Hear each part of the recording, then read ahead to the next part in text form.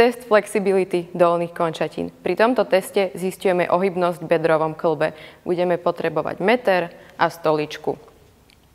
Testovaná osoba si sadne na stoličku. Jedna dolná končatina je pevne na podložke, druhá je vystretá v kolene. Prsty ťaháme smerom k sebe. Prekrížime si ruku cez ruku, tak aby bol prostredník na prostredníku. S rovným chrbtom sa ideme dotknúť prstami rúk, prstov nohy. Ak sa testovaná osoba dotkne prstami rúk, prstov nohy, zapíšeme tento pokus ako 0. Ak sa nedotkne, odmeráme vzdialenosť prsta ruky od prsta nohy a pridáme znamienko mínus.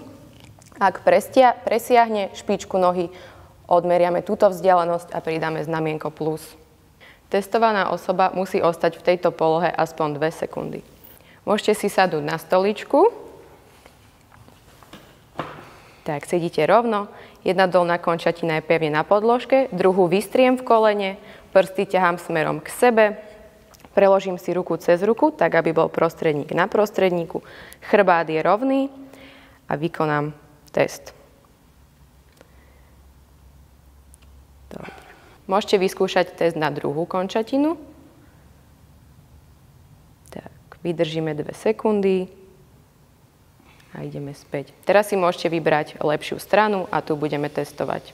Máte 2 pokusy a lepší výsledok zapíšeme. Môžeme prejsť na prvý pokus.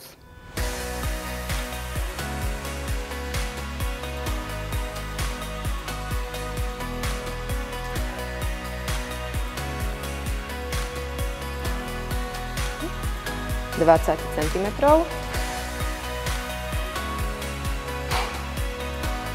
Prejdeme na druhý pokus. –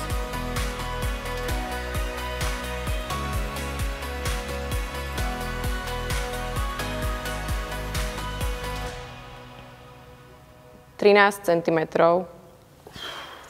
Lepší výsledok zapíšeme.